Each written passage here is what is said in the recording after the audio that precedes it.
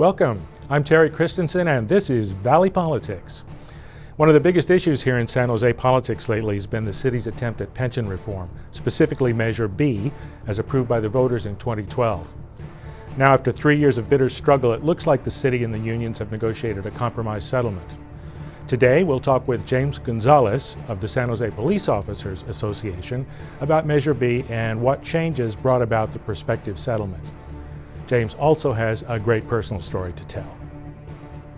Later, Santa Clara County Supervisor Cindy Chavez gives us an update on her district in downtown and East San Jose.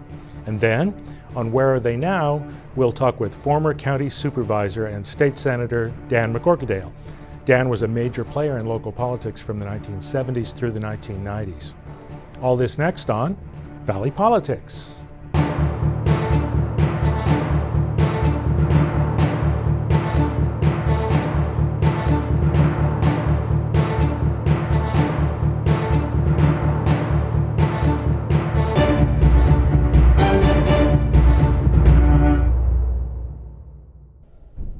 Welcome everyone, and welcome James Gonzales. Thank you. James, tell us what brought you to your career as a police officer.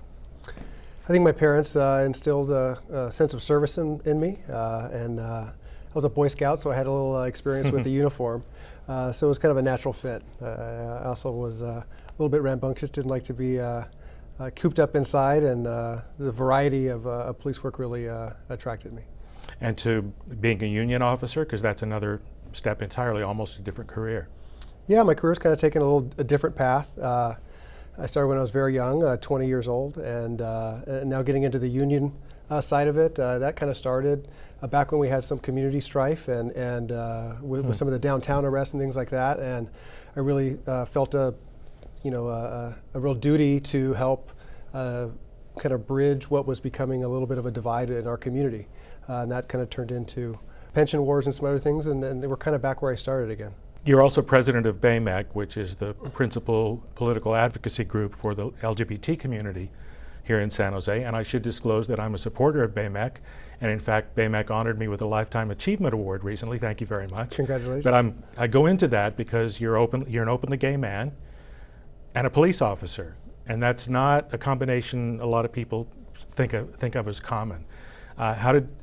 How did that work out for you? Was it a challenge for you as you entered the police force as a young man, coming out right away or coming out eventually?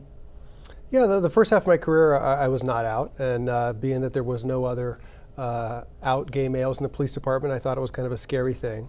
I think that like the military, the police departments around the country are kind of lagging in people being out, but it just hasn't been an issue for me. Obviously, I've been elected as vice president of our police officers union, and I think that it's an industry that is lagging a little bit behind, but I think very quickly you're going to see a big change, and police officers deal with every aspect of society, and so I think it really isn't a surprise to them when there are gay police officers amongst them, because there are gay people everywhere. So not an issue for you, and really not an issue in this police department now? No, I would say not. Well, that's great. Well, let's get to Measure B and San Jose pension reform. Very complicated topic. This starts with San Jose's budget crisis around 2009, and I think everybody, including city employees, recognized a need for pension reform. Other cities did it by negotiation. In San Jose, Mayor Reed and the City Council took it to the voters, put it on the ballot. Why couldn't we do it by negotiation here in San Jose? Well, I think the tragedy here in San Jose is we definitely could have. And I think that's kind of become apparent now as we're looking back. Scott Herhold mentioned in an article recently that we certainly could have got this deal without all the strife that we've had. Unfortunately, our previous mayor created a lot of turmoil around an issue that didn't have two sides. We needed to do pension reform. We needed to control these costs. But how you do that is nuanced, and you don't. There's not just one way, and the way that he chose wasn't really about saving money. Prior to Measure B going on the ballot, we, police and fire, offered a deal that actually saved more money than the deal that we just signed. So it certainly wasn't a matter, and we didn't realize that at the time, but what it really was an attack on collective bargaining process, on the power that unions had in the political system, and it was really about that, and it was not about saving money. Had it been about saving money, we could have got to a deal. And we're seeing that now on the statewide ballot, where there's going to be in 2016 a pension initiative, and again, it's not necessarily targeted at a pension savings number. It's targeting at a shift in political power. Well, certainly the mayor tried to do that. Mayor Reed, that is, tried to do that. So 2012, it goes on the ballot in June. 36% voter turnout. It passes by 69%, and it included changes in pensions for current employees, lower pensions for new hires, changes in retirement benefits, changes in cost of living adjustments, and other changes. The city unions, including POA, challenge it in court. In 2013, a judge rules that particularly the portion that changes pensions for current employees violated their vested rights. So that's rejected. The judge accepted some of Measure B. And then we come to 2014. The city appeals the judge's decision, and this is fought out all through the election in 2014. And Mayor and Sam Liccardo wins the election. Liccardo, who was a supporter of Measure B. So let's go back and talk about what was happening to police staffing while all this was underway. The passage of Measure B, the court case, the 2014 election. It's about a 3-year period. Yeah, we saw there's a little bit more to the story where there was kind of a lead up prior to Measure B. There was Measure V and W changed police officers' ability to go to arbitration. There was 5% pay cuts before the 10% pay cuts. There was a community budgeting process that really was designed around kind of vilifying the public employees. So a lot of it was a lot of things that led up to Measure B had already kind of started the exodus of police officers. But certainly from 1,400 officers around 2009 down to a little over 900 today is just one of the most massive losses in a law enforcement. No, it's a third of the force. Third of the force ever. And obviously we were the safest city in America back then, and we saw, particularly in those first couple years, crime really skyrocketed, especially in the property crime areas. So big loss in staffing. How were pay and pensions for San Jose police officers compared to police pay and pension in other cities in this region in this 2012 to 2014, 2015 time period? San Jose police were never the highest paid of agency around. Even before, but we were could compete. And what happened is we had kind of a converging things happen is San Jose took pay cuts that kind of put us behind everywhere, and then the contributions that San Jose police officers pay into their pension and retirement went up. It went up to about 22% of pay. And Measure B, had it been fully implemented, we lost in court, would have ramped those up to 42% of your pay. So kind of what had already happened, a 10% pay cut plus around a 10% increase in our contributions, plus the looming increases that Measure B would have brought on had Chuck Reed won that in court, it would have made it a place where you just couldn't afford to work here. So I think all of those things played into people's decisions as they went to other agencies that were certainly much more competitive than San Jose. They paid better, and the pensions were better. They paid better, and the pension in better. this region. Absolutely, and San Jose officers never had a better pension than anyone else did working in Milpitas or Sunnyvale or anywhere else, but we paid a lot more for that pension. And you coupled that with a lot lower take-home pay, and it just made it a place where, in a competitive market where police officers can move to another agency like other jobs, they made that choice. So some were leaving, and recruitment was more difficult as well. Absolutely, recruitment became nil. We really have not been able to get people to come work here under these conditions. And compounding that was the environment in which we had, where the city government seemed to be fighting with its employees incessantly, and that was driving people who were eligible to retire to go early. And so even though they could have maybe worked 4 or 6 years longer, they were leaving as soon as they could, and that was just compounding the problem. It was also said that the police union was encouraging people to resign or retire. Is that true? Absolutely not. It's certainly easy to see, and I think people are looking back on it. You had a product that people didn't want to buy, and you had an environment where people didn't want to work. In any industry, in any job, that's going to create an exodus of people to other places, and that's what happened here. And that's why city leaders are now recognizing that those things need to be changed, and we've made major changes here in San Jose since Chuck has left. So where are we today? We have a new agreement with the City Council that puts in a competitive retirement plan. It's a $1.7 billion in savings over 30 years just for police and fire. The other city unions are currently working towards a negotiated settlement that would obviously raise that savings significantly. So we're in a place that we wish we would have been previously, but we went further than Chuck did in some of these negotiations. We eliminated retiree health care for new hires, and so I think we're in a place where we're starting to be competitive. Take-home pay for officers, we are not there yet. We have a one-year contract that ends next December. And we'll be in negotiations again, and hopefully we're going to get, not to the top of the pay scale, but hopefully we're going to get back into the middle of the pack where we can compete for jobs with all the other agencies that are hiring.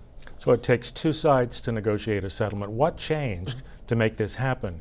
Was it the mayor and the council? Was it the POA? Was it public opinion? What changed? I think it'll depend who you ask. Certainly some of the players changed, right? We have a new mayor and some new city council members. We had leadership change here at the POA.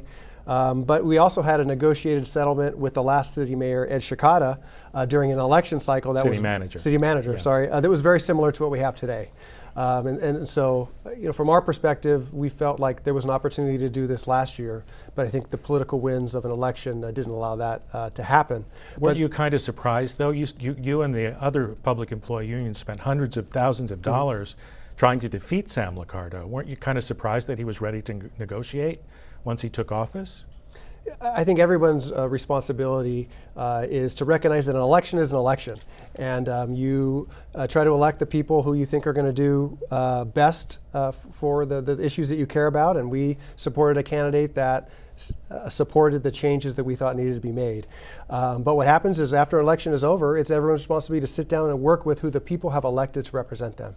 And that's what we did, is we immediately sat down with the mayor, and he sat down with us, and we got it done. But weren't you a little surprised he was ready to do that? I think, little surprised? I think everybody was a little surprised. Yeah. We were committed to get it done with whoever it was, and certainly we're happy that this mayor and city council kind of tossed out the bad bathwater that we had and started fresh. So currently pay and pensions for police officers is fairly competitive in this region, right? What's the average pay for a police officer in San Jose? San Jose officer will start around $80,000. $80,000, and that will increase as you're here longer. As you put more time in, you get raises 5% a year. Up to 7 years. Up to 7 years, so $100 and some thousand. Correct. So most people are going to get there, and then they get a pretty good pension if they stick around long enough. And it's a long time. Absolutely. You know that the average household income in San Jose is about $80,000. So police are paid better than that, and the pension is better than most people get. How do we justify that? Yeah, I think it's pretty easy. If you look at the police officer profession, and you look at, especially in California, it's a profession. It requires a certification like other professions. It requires ongoing education, and thousands of people apply for the job of police officer, and only very few make it. That's because I can't think of another profession where you have to be able physically fit, you have to pass a polygraph, financial background, written exams, oral speaking skills, all these type of things come into play, and it makes an individual that is kind of unique. And that job is something that's not easy to fill. And it's a dangerous profession. It's a dangerous profession, and it's something that's becoming more and more hard. So assuming everything works out in the current negotiations, are we out of the woods with our police in San Jose? Do you see a happy picture ahead for the police in the city? I think we have an enormous challenge ahead of us, recruiting people and getting people to come back to San Jose and get back to where we were. But we have enormous opportunities here. In that, we're going to be able to do things that other departments just wouldn't be able to do.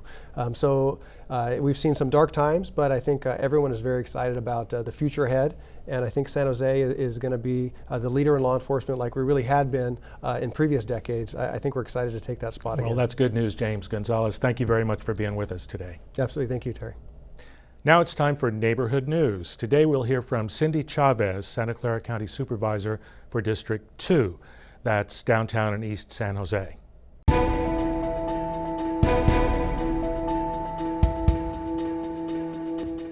Hi, my name is Cindy Chavez, and I'm the Santa Clara County Supervisor elected to represent District 2, the almost 400,000 people in downtown, Central, and East San Jose. We are a very diverse community here in Silicon Valley, but my district leads the way.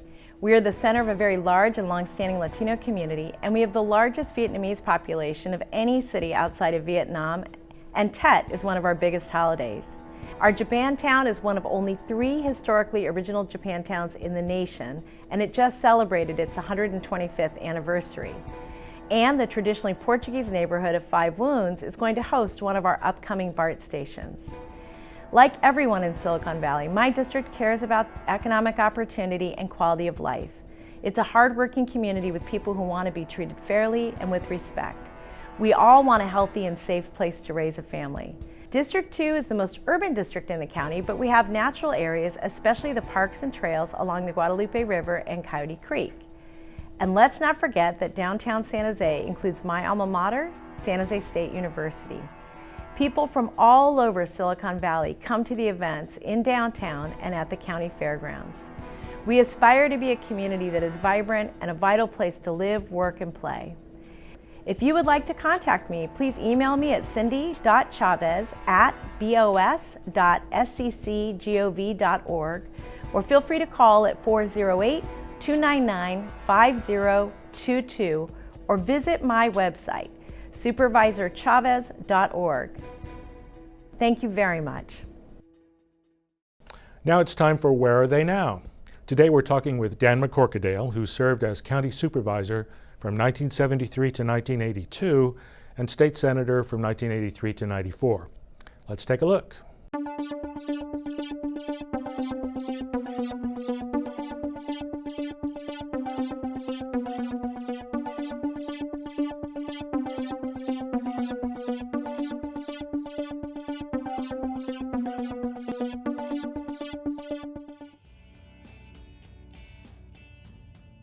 Dan McCorquodale, thanks for welcoming us into your home today. Thank you. Thank you. We want to talk to you about your political career, 22 years, first on the County Board of Supervisors, and then State Senate until you lost an election in 1994. The voters retired you because redistricting shifted your district over into the Central Valley and more conservative area, whereas you're a pretty famous flaming liberal locally. Right. So technically you retired in 1994. What have you been doing since? Well, I've been doing quite a bit of photography. I took up photography after I was retired. I traveled. I've now been to 120 countries. Wow. I've made hope and goal of my life from childhood, and that was to drive from the Pacific to the Atlantic Ocean, and I did that. And then I have about 100 mouths that I have to feed every day. They're in 2 fish ponds that I have in the backyard. So I take care of the fish and dogs. We have 3 dogs and 2 cats, both who came from shelters. Well, that's a big household. Yeah. Right. What about politics? Have you been involved in politics since? Well, I try to stay out of a lot of too much politics, but I do occasionally endorse people, and if I feel that they're really going to do what I would view as a good job. And I have done work trying to get more parks in the East San Jose and to do something about the amount of high school dropouts and try to deal with the results of the war on drugs, which has succeeded in causing us to have to double the size of most of the prisons in the country. And hopefully we're going to see some changes in that. Well, those are some big projects. Let's go back to when you first ran for county supervisor. What inspired you to run? What gave you the confidence to run? Were you relatively new to Santa Clara County when you ran? I was very new to Santa Clara County, and I came here to start the educationally handicapped program in the Evergreen School District, and with good intentions of staying out of politics. I'd been in politics in San Diego County. I was on the council in Chula Vista and the first elected mayor when they changed to an elected mayor system. But I came here feeling like I was going to make education my career. And but I was concerned about the mental health issues and various others, and the incumbent had agreed to not build a mental health center in East San Jose, so that got me interested. And I became more interested and tried to find somebody to run against him. And we went through several possible candidates, and most of them didn't want to take a run at it. So finally I said, well, if I thought they should, maybe I should just try it. And so I ran, and then I became an educator for the larger part of Santa Clara County, not just the local school district. Yeah, mental health was the issue that moved you then. Yes. That's a service the county is obligated to provide. A lot of people don't know really what the county does, Right. but that's a very important service. What was county politics like at the time? What was the board of supervisors like? This is 1972. The board was heavily oriented towards the rural areas. They had very good representation in the rural areas. Of course, county provides all the local services for Right. rural areas. And but for social issues, the health department, the hospital, the social services, all of those were like just afterthoughts for them. We had two supervisors on that were pretty good that had come on not too long before me, Don Cortese and Victor Calvo. Vic Calvo. But they were interested, one in environment primarily, and the other one in the more social issues. And so they didn't accomplish too much. So it just seemed like it was the right time to try to swing the balance of that board, and that was what I set out to do. And how did things change during your 10 years in office? Well, it completely changed. The first 2 years that I was on, I was just there. That was about it. I could vote no, but that was about the only success I could have. But then Supervisor Dearden was elected, and that gave us 2 voices. And then on environmental issues, we could depend on Vic Calvo, and on social issues and transportation, we could depend on Don. So it sort of started switching the direction of the county. So we took over the transit system, started that. The citizens passed the 10 cents on the tax rate for parks, for the park system. We started the idea of multi-service centers in the various communities. We did some work with the courts to try to improve the speed of the courts, and it just became a more urban-oriented board of supervisors. That's a lot of change. Another big change that happened while you were in office came in 1978 when Proposition 13 was passed. What kind of impact did that have on county government, and what do you think of Prop 13 today? Well, Prop 13, I campaigned against it. It was the third time that I campaigned against Dan and his people.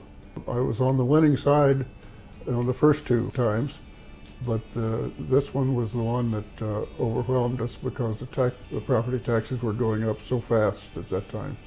So I didn't like it. I thought there were other ways that we should have been able to accomplish that. And the county was doing a pretty good job. We didn't take advantage of that increase in the assessed value of property for about the 3 elections before that, or 3 sessions before that. And so when Prop 13 came along, we were probably better able to, than most counties really, to handle it. Some counties were claiming they'd have to file bankruptcy. To handle the reduction in revenues, because Prop 13 cut back local revenues by over 50%. Right, and so we reduced our expenditures, but we did it over a period of time, and we still had some monies that were set into place by previously that couldn't be dealt with, bond issues and bond money and some of the others, so we were able to handle it. Today I think that it's such an inequity for people who have a home. Once they buy a home today, their property taxes are exorbitant, but when a piece of property is in ownership of a corporation for years, generations, it still has the benefit of Prop 13, and that low taxes. Really ought to be changed, and somebody needs to take the bull by the horns and deal with it. Well, you're retired, you have time. Well, I talk about it a lot, but I did try to change it when I was in the legislature, but was unable to do that. It's a tough one, it's a tough one. I want to go back to 1972 again, because you've talked about some ways county government changed once you and others like Rod Diridan got elected, but I was around in '72, and I remember also that you changed the way local campaigns are done. What did you do in your campaign that was different from what had been done before and that took your opponent by surprise, I think? Well, when I started the campaign, I realized that I was not going to have a lot of money, that the interest, special interest that might fund a campaign, I was going to be negative towards, and so they weren't going to fund me. And so I decided that I would start, and I started about a year and a half in advance of the election, walking door to door. And so by the time the fall election came, I had walked to every precinct once, and half the precincts the second time. That's a lot of precincts and a lot of doors to knock on. That was a lot of doors. Thousands. And the thing that was the best thing about that was not just that I walked door to door, but that people, seeing that how much I was walking, felt they could walk also. And so we just had literally probably 1,000 people or more that were doing door to door walking for me. Yeah, I should confess to our viewers that I walked a couple of precincts for you at various times during your career. So we spent very little money. I think in both elections, the primary and the general, I think we spent less than $20,000. And that was raised also by, our biggest fundraiser was a retired woman in Sunnyvale who didn't realize that you can't get on the phone and just call the precinct list and ask people to send money, and she did it. And so I think she raised about $2,000 of people sending in anything from, we got some checks that were $10 or $20, but we also got a lot of envelopes with, like, one particular, we got 42 cents.